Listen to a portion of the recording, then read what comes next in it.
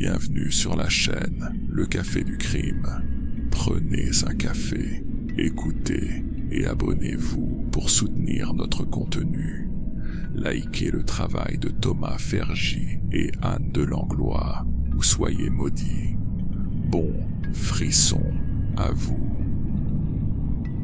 Imaginez l'angoisse. C'est le réveillon de l'an 2000. Vous êtes seul, complètement perdu, au milieu de la foule à Paris, avec vos bagages, sans savoir où aller.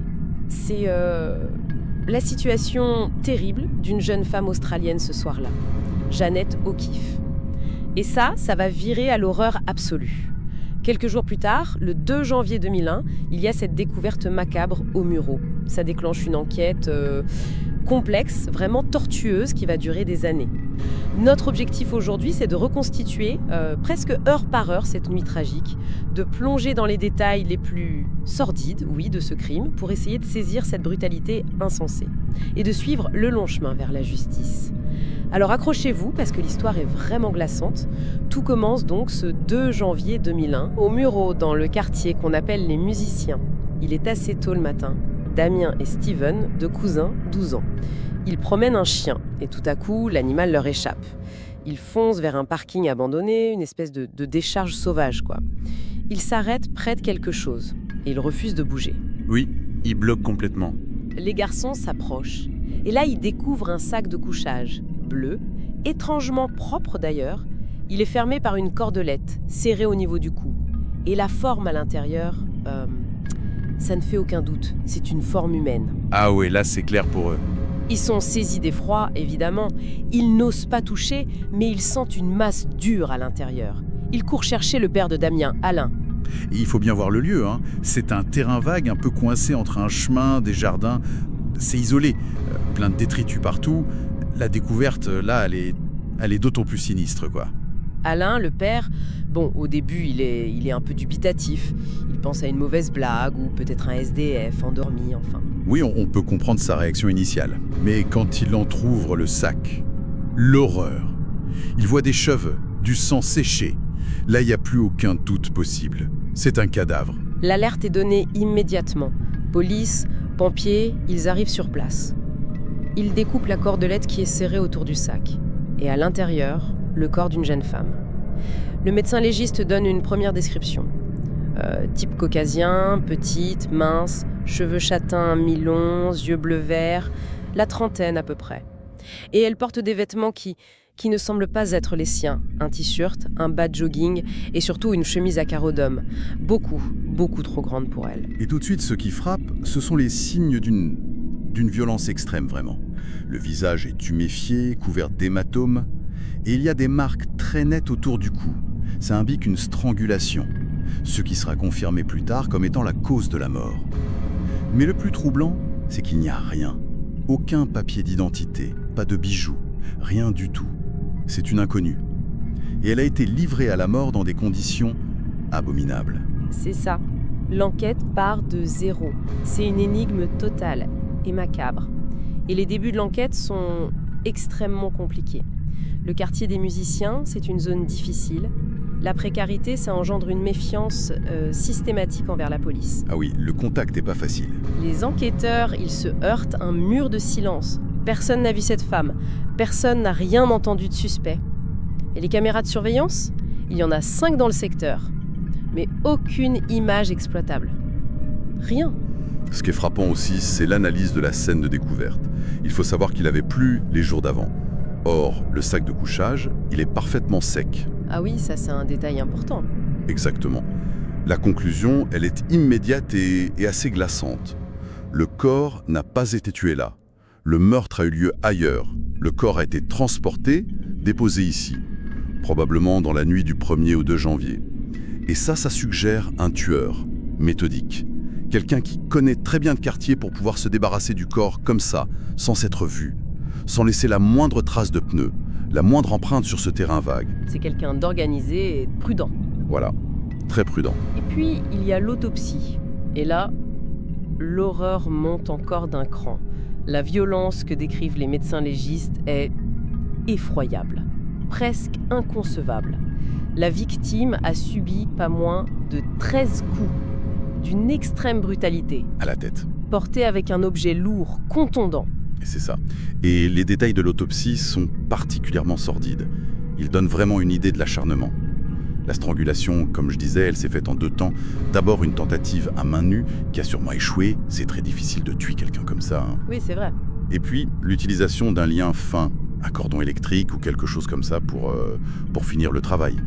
Et un point important et troublant, aucune trace de violence sexuelle. La victime avait ses règles, elle portait un tampon hygiénique. D'accord. Et autre détail macabre qui témoigne de la brutalité folle, le foie a éclaté, mais sans hémorragie.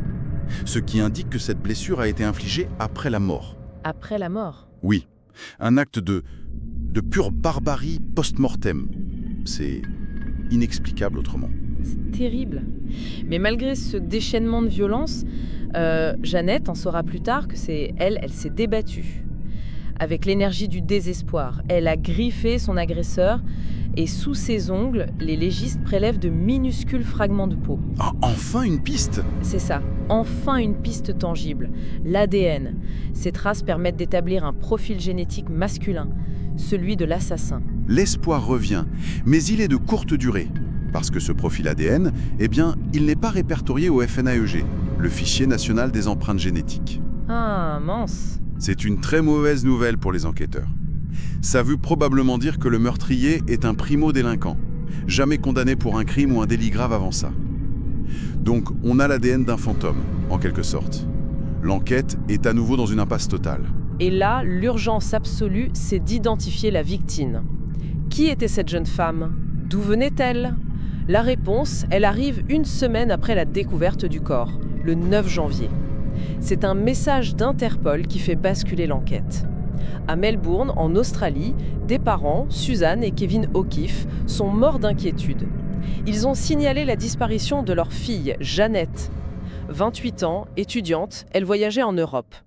Et sa description correspond parfaitement à celle de l'inconnue des Mureaux. C'est elle. C'est elle. On apprend alors son parcours. Jeannette, c'était une jeune femme passionnée par la France. Elle réalisait son rêve en passant 2 mois à Paris, après un mariage familial à New York. Elle prenait des cours de français, elle s'immergeait dans cette culture qu'elle aimait tant. Elle devait quitter Paris le 2 janvier pour retrouver sa sœur Denise à New York, avant de rentrer en Australie. Un vol qu'elle n'a jamais pris, évidemment. Ce qui rend cette histoire encore plus tragique, c'est la personnalité de Jeannette.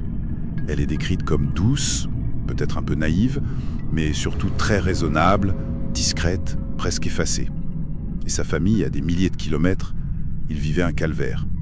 Ils se heurtaient au silence, à la barrière de la langue aussi, dans leur tentative désespérée pour avoir des nouvelles. Oui, ça a dû être terrible pour eux. Son silence était d'autant plus alarmant qu'elle était du genre à appeler régulièrement. L'angoisse était immense, d'autant plus que sa mère, Suzanne, venait apprendre en secret qu'elle luttait contre un cancer. Oh non! Quelle accumulation! Un drame dans le drame. L'identification formelle, elle se fait pas sans difficulté d'ailleurs. Les enquêteurs vont au foyer étudiant de Savigny-sur-Orge où elle logeait. Mais Jeannette était timide, elle avait peu lié connaissance. Et la photo du corps, meurtri, ça rendait la reconnaissance quasi impossible. Finalement, ce sont 3 étudiantes qui pensent la reconnaître. Et la confirmation tombe à la morgue. C'est bien Jeannette. L'annonce à la famille, c'est une déflagration. Denise, la sœur, fait le voyage jusqu'à Paris avec son mari. L'identification à la morgue. Une épreuve insoutenable. La douleur est inimaginable. Et elle est décuplée par la maladie de la mère, qui ajoute cette ombre terrible au drame. Maintenant qu'elle a un nom, il faut reconstituer le puzzle, ces dernières heures. Qu'est-ce qui s'est passé ce funeste 31 décembre 2000 ? On sait que Jeannette avait quitté son foyer. Elle suivait des cours de français dans le 19e arrondissement. Et c'est là qu'un ami, Anthony Martin, un néo-zélandais de 40 ans, va contacter la police. Ah, une nouvelle personne entre en jeu. Oui. Anthony raconte avoir reçu un appel de Jeannette vers 19h. Elle était paniquée. Son plan pour le réveillon, elle devait être hébergée par une certaine Élise, venait de capoter. Elle se retrouvait seule, dans Paris. Un soir de Nouvel An, avec ses bagages, sans endroit où dormir. C'est la situation de départ, l'angoisse dont on parlait. Le cauchemar. Exactement. Anthony accepte de la dépanner. Il lui fixe rendez-vous sur les Champs-Élysées entre 20h30 et 21h. Mais il prétend être arrivé en retard, vers 22h10, et ne pas l'avoir vue. Sauf que son récit est bourré de mensonges. La téléphonie va le trahir. Son portable était bien sur les champs dès 20h45. Ah, il a menti sur l'heure. Complètement. Confronté, il craque. Il avoue une vérité assez... pathétique en fait. Il est arrivé en retard volontairement. C'était une sorte de vengeance mesquine. Vengeance. Pourquoi? Parce que Jeannette apparemment lui avait posé des lapins pour Noël et pour un autre rendez-vous. Alors il a voulu lui faire payer en quelque sorte en la laissant se débrouiller seule. En apprenant sa mort, la honte l'a submergée et ça l'a poussé à mentir à la police.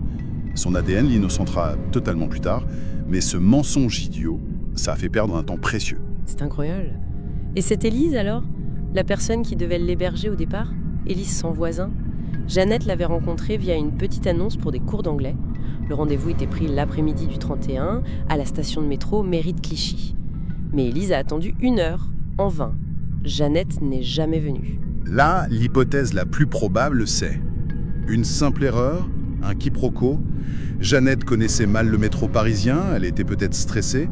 Elle s'est sans doute trompée de station ou de sortie. Un malentendu aux conséquences tragiques. Exactement. Un petit rien qui change tout. Alors, face à ces plans qui tombent à l'eau, Jeannette tente un dernier recours, un plan désespéré. Vers 21h, elle est toujours sur les Champs-Élysées. Elle appelle les parents d'Élise, qui habitent à Ablège, en banlieue. Et ils acceptent de l'héberger. Et ils lui expliquent comment venir en transport. Prendre le RER, le réseau express régional, jusqu'à Conflans-Sainte-Honorine. Et de là, elle devait les rappeler pour qu'ils viennent la chercher à la gare. Mais là encore, un obstacle terrible. La barrière de la langue. Jeannette parlait mal français. La mère d'Élise ne parlait pas du tout anglais. Ah oui, pour expliquer un trajet complexe. Voilà. Un soir de réveillon, la nuit. Essayer de comprendre des instructions comme ça, l'échec était quasiment programmé. Et pire encore, il est possible que Jeannette soit bien arrivée à Conflans, mais qu'elle n'ait pas pu joindre les parents. Pourquoi ? La mère d'Élise réalisera plus tard que leur téléphone était mal raccroché. La ligne sonnait occupée. Non, c'est une accumulation de malchance. C'est effroyable. C'est ça ? Une série noire absolument terrible. Donc, après cet appel vers 21h, on sait qu'elle est vue sur les Champs-Élysées. Et puis, plus rien. Le vide. Le trou noir total. L'appel à témoins ne donnera absolument rien. Ses affaires, ses bagages, son sac à dos. Jamais retrouvé. On explore aussi la piste d'une agression dans les transports, mais là encore, rien. L'ADN sous ses ongles ne correspond à aucun délinquant connu pour ce type d'affaires. L'enquête s'enlise à nouveau. Et les années vont passer. 8 ans. A été déposé aux musiciens, l'hypothèse la plus forte, c'est que le tueur habite ou habitait dans le quartier. Logique. Peut-être qu'il a ramené Jeannette chez lui avant de la tuer et de se débarrasser du corps juste à côté. C'est un travail de fourmi qui commence alors. Identifier tous les hommes qui vivaient seuls ou qui correspondaient à un profil potentiellement suspect dans ce quartier en 2001. Ils établissent une liste. 120 noms. 120 noms. Et ensuite ? Une campagne de prélèvement ADN, j'imagine. Exactement. Sur la base du volontariat, auprès de ces 120 hommes. Mais l'opération est très longue, très difficile. Beaucoup refusent, par méfiance ou pour d'autres raisons. Et sans obligation légale. Les enquêteurs ne peuvent rien faire. L'affaire semble condamnée à rester une cold case, comme on dit, non élucide. Mais la science va redonner de l'espoir. Oui, en 2008, les techniques d'analyse ADN ont énormément progressé. Une nouvelle expertise, beaucoup plus fine, est réalisée sur les traces retrouvées sous les ongles de Jeannette. Le profil génétique obtenu est plus complet, plus précis. Suffisamment pour être enfin enregistré au FNAG. C'est fascinant de voir comment la technologie des années après peut rouvrir une porte qu'on croyait fermée à clé. Et début 2009, l'alerte tombe. Correspondance. Le match. Oui. L'ADN est celui d'un certain Adriano da Silva, franco-brésilien. 34 ans à ce moment-là, mais 26 ans à l'époque du meurtre. Et surtout, il habitait bien le quartier des musiciens en 2001. Il était sur la fameuse liste des 120 suspects. Incroyable. Il était passé entre les mailles du filet. Oui, car il faisait partie des 6 hommes qui avaient catégoriquement refusé le test ADN volontaire à l'époque. Et l'ironie de l'histoire est assez cruelle en fait. Da Silva, il n'a pas été fiché pour un crime violent antérieur, non ? Il est entré dans le FNAG en 2008 suite à une condamnation pour conduite sans permis et refus d'obtempérer lors d'un simple contrôle routier. Un délit mineur. Un délit presque banal qui va le relier 8 ans après les faits à un meurtre d'une sauvagerie extrême. C'est un rappel saisissant que la justice tient parfois à un fil. En commençant à en savoir plus sur Da Silva, père de 3 enfants, chef d'une petite entreprise, une façade plutôt lisse. Une façade, oui, mais derrière, ses ex-compagnes décrivent un homme au double visage, capable d'une violence soudaine, imprévisible. L'une d'elles raconte même qu'il justifiait ses actes en disant qu'il leur mettait des claques parce qu'elles le méritaient. Glaçant. Ces mots font froid dans le dos. Le 17 février 2009, Adriano Da Silva est interpellé, au petit matin. La perquisition de son appartement, le même qu'il occupait en 2001 au Muro, ne donne rien de probant. En garde à vue, il est d'un calme, déconcertant. Il nie tout en bloc. Il parle d'une possible erreur de laboratoire. C'est la confrontation avec la preuve ADN, celle sous les ongles de Jeannette, qui le fait vaciller. Là, il change de version. Oui, il l'a bien rencontrée le 31 décembre sur les champs, mais il prétend l'avoir défendue contre des jeunes qui l'agressaient. Et c'est là, dit-il, qu'elle l'aurait griffé accidentellement. Une tentative un peu désespérée pour expliquer cet ADN. Oui, peu crédible. Mais les enquêteurs ont gardé un atout maître. Ils lui révèlent alors une autre expertise, qui était impossible à faire en 2001, l'analyse de microtraces. Des poils appartenant à Da Silva ont été retrouvés dans le sac de couchage. Dans le sac, la preuve irréfutable. C'est ça. La preuve d'un contact beaucoup plus intime, beaucoup plus prolongé que ce qu'il raconte. C'est à ce moment-là, semble-t-il, et aussi après qu'on ait évoqué sa compagne actuelle, que Da Silva craque. Il demande à lui passer un coup de fil. Et après cet appel, il s'effondre. Il passe aux aveux. Et le récit qu'il fait est glaçant. De froideur, de brutalité. Il raconte avoir abordé Jeannette sur les Champs-Élysées, lui avoir proposé de l'héberger. Arrivé chez lui, au Muro, il prétend qu'ils ont eu une relation sexuelle consentie, mais qu'elle aurait subitement voulu arrêter. Ah, la version classique pour se dédouaner. C'est ça. Il dit alors être devenu fou de rage, d'être rejeté. Il l'a roué de coups avec une barre de fer, jusqu'à ce qu'elle perde connaissance. Quand elle a repris conscience et qu'elle a commencé à hurler, il l'a étranglée, d'abord à main nue, puis, pour être sûr qu'elle soit morte, il l'a pendue à la fenêtre avec une rallonge électrique. Mon Dieu. Et ensuite, méthodiquement, il a lavé le corps. Il l'a rhabillée avec ses propres vêtements, d'où la chemise trop grande. Il l'a mise dans le sac de couchage. Il a jeté le tout par la fenêtre avant de descendre plus tard, traîner le corps jusqu'au parking où il a été retrouvé. Ces aveux y collent aux constatations médico-légales, sauf sur un point crucial, la relation sexuelle. Vu le tampon hygiénique, c'est hautement improbable. Oui. Le mobile le plus vraisemblable, c'est une explosion de violence narcissique suite au refus de Jeannette à ses avances. Sa version, c'est clairement une tentative de minimiser sa culpabilité, nier la préméditation, inventer un consentement initial. Et la description du nettoyage, de l'habillement post-mortem, c'est particulièrement horrible. Ça révèle une froideur, une absence totale d'empathie. C'est monstrueux. Mis en examen pour meurtre, Da Silva va pourtant se rétracter quelques mois plus tard. Il prétend avoir subi des pressions policières. À son procès en 2012, il nie, puis il change encore de version. À la toute fin, il livre une histoire complètement invraisemblable de relations sexuelles dans un train. Son attitude pendant tout le procès est marquée par une absence totale de remords, un mépris affiché pour la victime, pour sa famille endeuillée qui est présente dans la salle. Le verdict est sans appel, coupable. Il prend 30 ans de réclusion criminelle, avec 20 ans de sûreté. Il fait appel. Et lors du second procès, la diffusion des enregistrements de sa garde à vue est déterminante. On y voit un homme calme, froid, absolument pas sous pression. Ça confirme sa froideur. Exactement. Sa peine est confirmée et même alourdie. 30 ans de réclusion, mais cette fois sans période de sûreté aménageable. Justice est faite, en quelque sorte. L'histoire de Jeannette O'Keeffe, c'est une tragédie absolue. Une confluence effroyable de malchance. Une série de rendez-vous manqués, de malentendus, d'erreurs infimes, qui l'ont laissée isolée, vulnérable, au pire moment, au pire endroit. Le contraste entre son rêve de Paris et la réalité sordide de sa fin est insoutenable. Ce qui marque dans cette affaire, au-delà de la douleur immense de la famille, c'est la monstruosité de l'acte. Une violence disproportionnée, gratuite, déclenchée par un simple refus, probablement. C'est aussi un cas qui illustre de manière frappante la ténacité des enquêteurs et l'importance capitale des avancées scientifiques. Sans l'ADN, sans sa persistance dans le temps, sans les nouvelles techniques d'analyse, ce crime serait peut-être resté impuni, laissant une famille dans le désarroi pour toujours. Et savoir que la mère de Jeannette est aujourd'hui en rémission de son cancer, ça apporte une note, infime mais réelle, d'apaisement dans ce tableau si sombre. Oui, un tout petit peu de lumière. Tout cela nous renvoie inévitablement à cette part d'ombre insoupçonnable qui peut se cacher derrière la façade la plus ordinaire, et à la terrifiante fragilité de nos destins, qui peuvent basculer en un instant sur une seule mauvaise rencontre.